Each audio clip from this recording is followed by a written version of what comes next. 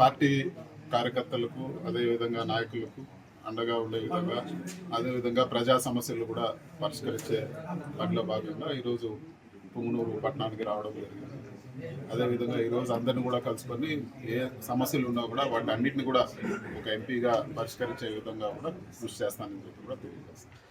రాష్ట్రంలో మనం వినుకొండలో చూసాము, ఇది వరకు కూడా చూసాము. వినుకొండలో పట్టపగులే 2 చేతులు నరికేసి మెడ నరికేసి ఒక వైఎస్ఆర్సీపీ నాయకుడిని ఏ విధంగా చంపారో ఈరోజు అందరూ కూడా చూస్తున్నాం. చాలా దారుణమైన విషయం.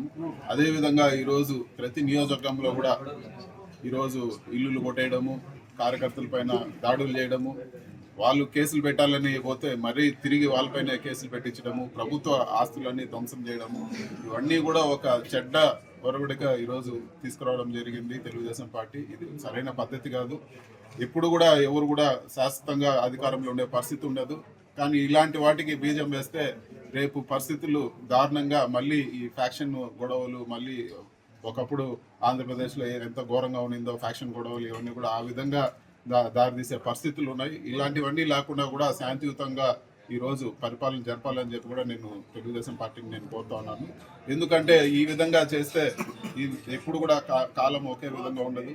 ఖచ్చితంగా మార్పులు ఉంటాయి. ఆ రోజు మళ్ళీ అందరూ కూడా మీ పార్టీ వాళ్ళు కూడా ఇవన్నీ కూడా చవి చూడాల్సి వస్తుంది. ఇవన్నీ కూడా ఒక మంచి సంస్కృతి కాదని చెప్పి కూడా నేను తెలియజేస్తాను.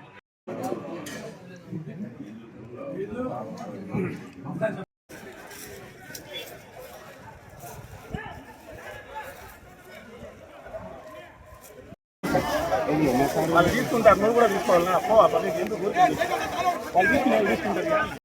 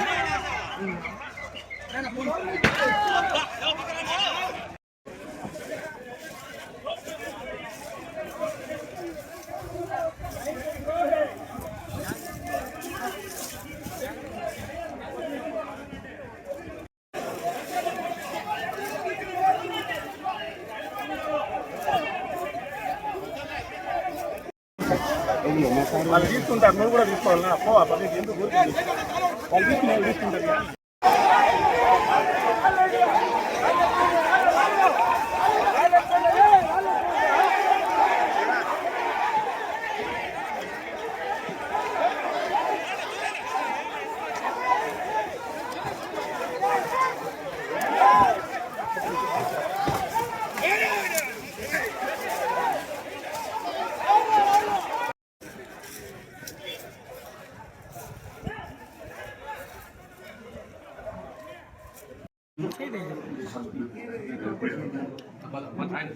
ఏం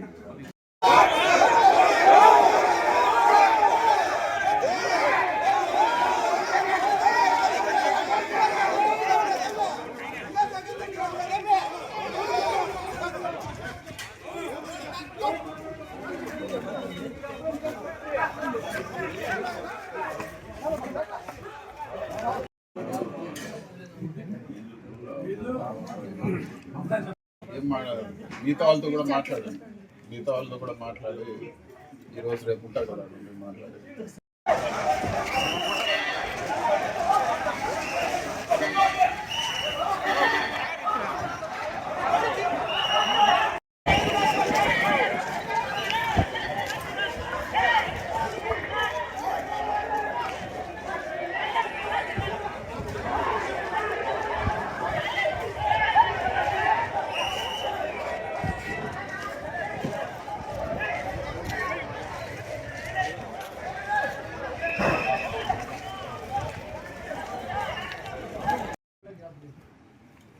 పార్టీ కార్యకర్తలకు అదేవిధంగా నాయకులకు అండగా ఉండే విధంగా అదేవిధంగా ప్రజా సమస్యలు కూడా పరిష్కరించే దాంట్లో భాగంగా ఈరోజు పుంగనూరు పట్టణానికి రావడం జరిగింది.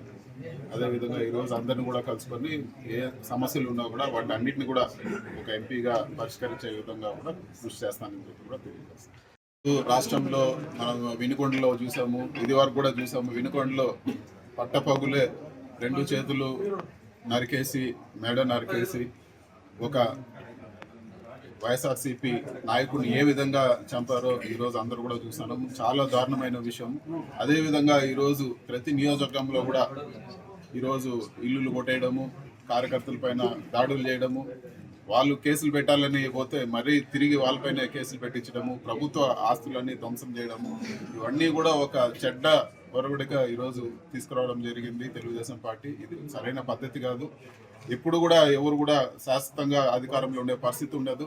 కానీ ఇలాంటి వాటికి బీజం వేస్తే రేపు పరిస్థితులు దారుణంగా మళ్ళీ ఈ ఫ్యాక్షన్ గొడవలు, మళ్ళీ ఒకప్పుడు ఆంధ్రప్రదేశ్లో ఎంత ఘోరంగా ఉన్నిందో ఫ్యాక్షన్ గొడవలు, ఇవన్నీ కూడా ఆ విధంగా దారితీసే పరిస్థితులు ఉన్నాయి. ఇలాంటివన్నీ లేకుండా కూడా శాంతియుతంగా ఈరోజు పరిపాలన జరపాలని చెప్పి కూడా నేను తెలుగుదేశం పార్టీని నేను కోరుతా ఉన్నాను.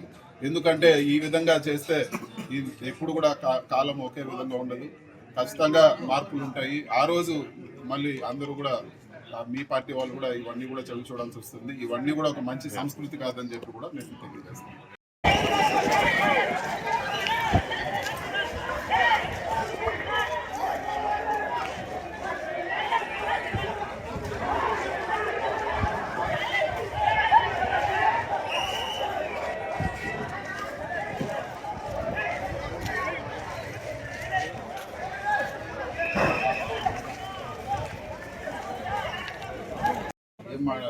మిగతా వాళ్ళతో కూడా మాట్లాడండి, మిగతా వాళ్ళతో కూడా మాట్లాడి ఈరోజు రేపు ఉంటా కదా మీరు మాట్లాడి.